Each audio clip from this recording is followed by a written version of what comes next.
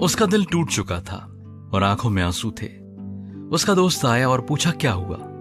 उसने कहा, तुम जानते हो ना कि मेरा सिर्फ एक ही बेटा है और मैंने उसकी पढ़ाई के लिए और उसे आगे बढ़ाने के लिए जो कुछ हो सकता था मैं कर सकता था, सब कुछ मैंने किया। मैं चाहता था कि वो किसी ऊंचे पद पर नौकरी करे। परमेश्वर के अनुग्रह से उसे बहुत सारे सर्टिफिकेट्स मिले भी, जैसे ICSE, BSc, MSc, NET और PhD। लेकिन एक दिन अचानक ही वो बीमार पड़ गया। सारे डॉक्टर्स ने हार मान ली। उन्होंने यहां तक कह दिया कि वो कभी भी इस दुनिया से जा सकता है।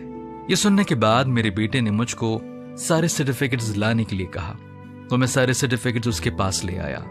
उसने बड़े दुख से कहा कि ये सभी मेरी डिग्रियां हैं। आपने मुझे सब कुछ पढ़ने के लिए कहा सिवाय बाइबल के। आपने एक दिन भी इसमें रुचि नहीं दिखाई। अब मुझे नहीं पता कि जब मैं परमेश्वर के सामने खड़ा होऊंगा तब क्या कहूंगा। तब उसके पिता टूट गए और फूट फूट कर रोने लगे। दोस्तों, हमारा बाइबल पढ़ना कैसा है, हमें इस बारे में पता होना चाहिए। हम जैसे परीक्षाओं के लिए पढ़ते हैं वैसे ही बाइबल को भी पढ़ें। जो कुछ बाइबल हमारे रचयिता के बारे में कहती है, बताती है, उसके बारे में हम ज्यादा से ज्यादा खुलासा करें। आइए हम कोशिश करें, शास्त्रों के अनुसार जीवन को जीने की कोशिश करें।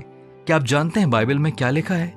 यहोशू 1:8 में ये बात लिखी है, व्यवस्था की ये पुस्तक तेरे चित्त से कभी ना उतरने पाए, इसी में दिन रात ध्यान दिए रहना, इसलिए कि जो कुछ उसमें लिखा है उसके अनुसार करने की तू चौकसी करे, क्योंकि ऐसा ही करने से तेरे सब काम सफल होंगे और तू प्रभावशाली होगा।